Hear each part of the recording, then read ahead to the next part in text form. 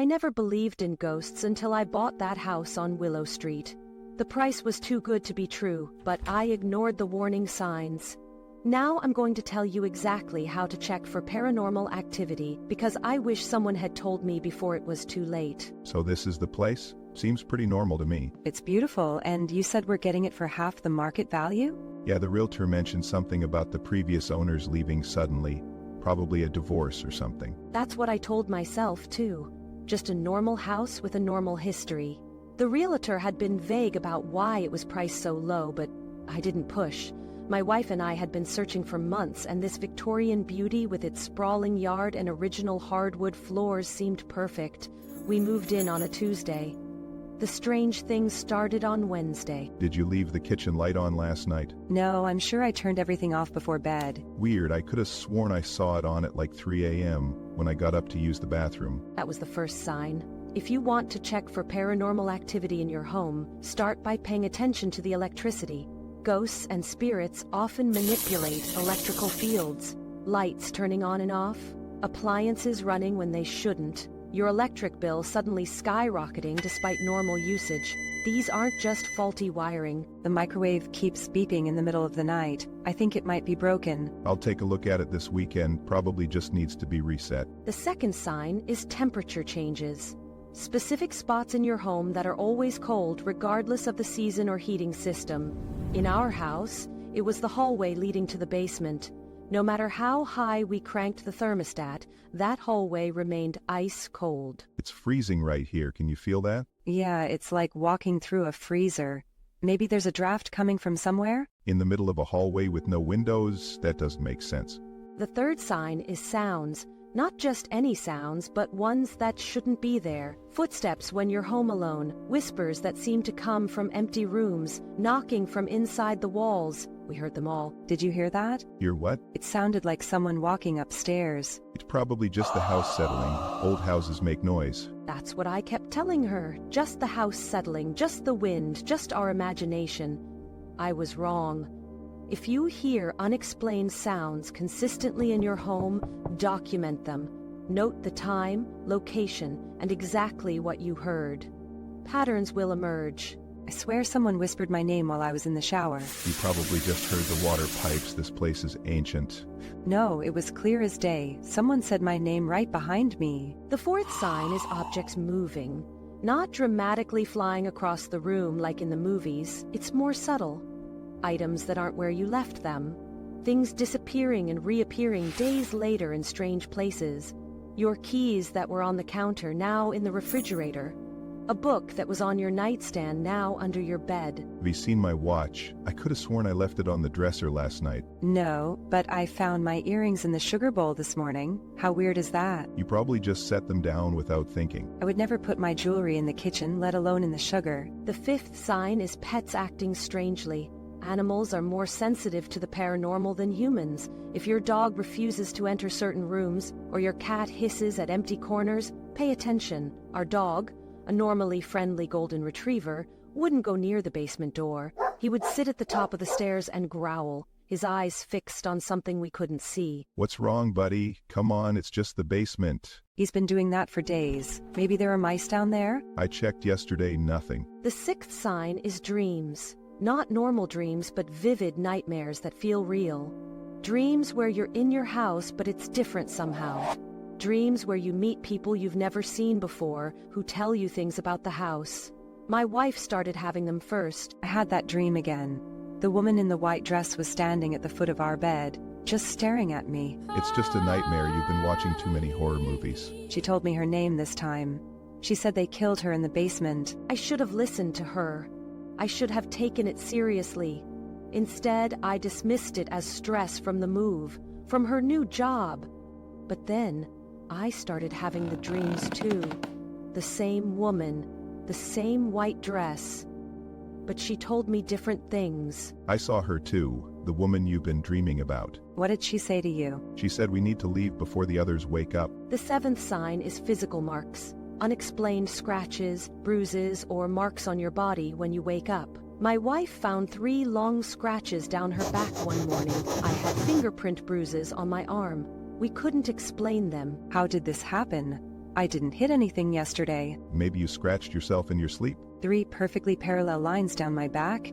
That's not possible. The 8th sign is electronic interference. Phones that won't charge in certain rooms, computers that crash for no reason, TVs that turn to static at specific times. Our baby monitor was the worst. Every night around 3:17 a.m. it would crackle to life with a woman's voice singing a lullaby, even though our bedroom was empty. There it is again. Do you hear it? Yeah, I hear it.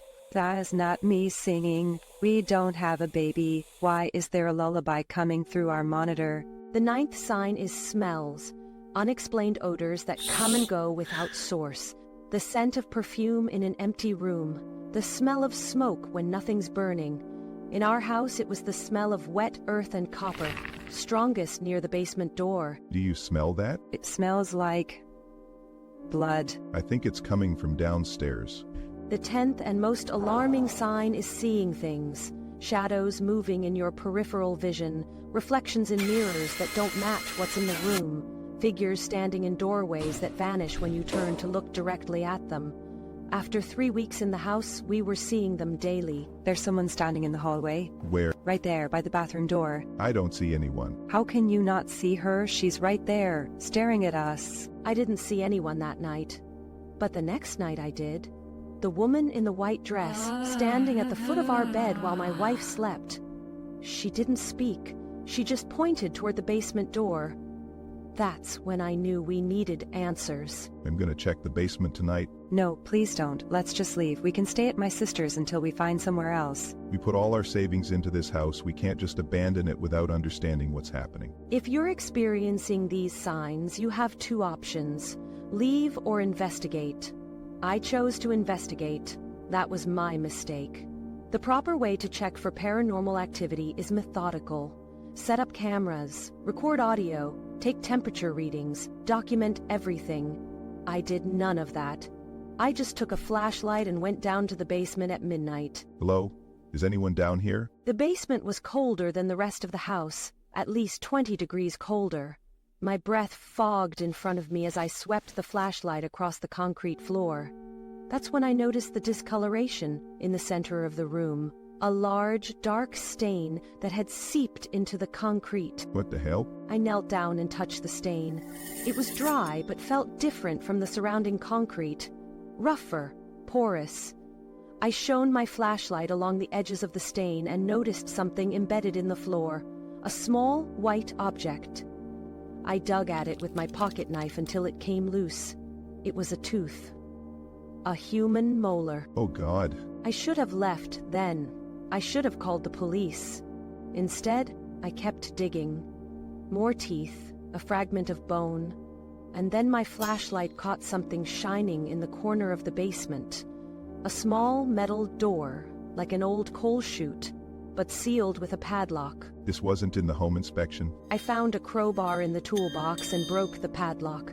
The metal door creaked open to reveal a small crawl space. The smell hit me immediately, that same wet earth and copper scent, but 100 times stronger. I shone my flashlight inside and saw a dirt floor. And bones. Hello, is anyone there? You found us. The voice came from behind me. I spun around, but the basement was empty. Then the flashlight flickered and died.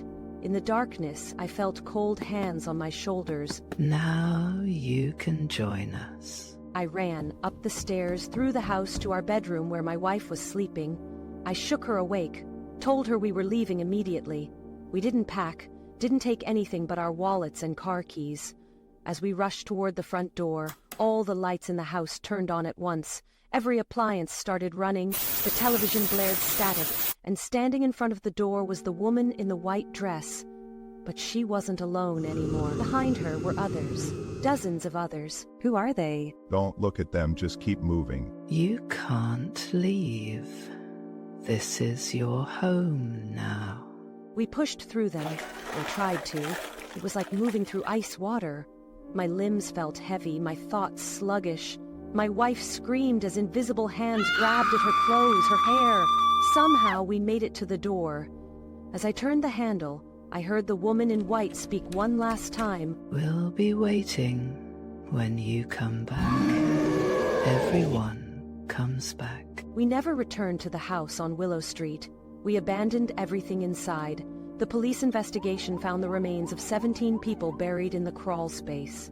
The house's history revealed a previous owner in the 1970s who had been suspected in several disappearances but never charged. The house has been empty ever since we left. But sometimes, when I drive by that street, I see lights on in the windows, and sometimes I dream of the woman in white, still waiting for us to come home. So that's how you check for paranormal activity. Pay attention to the signs, document everything, and if you find evidence, don't do what I did. Don't investigate alone.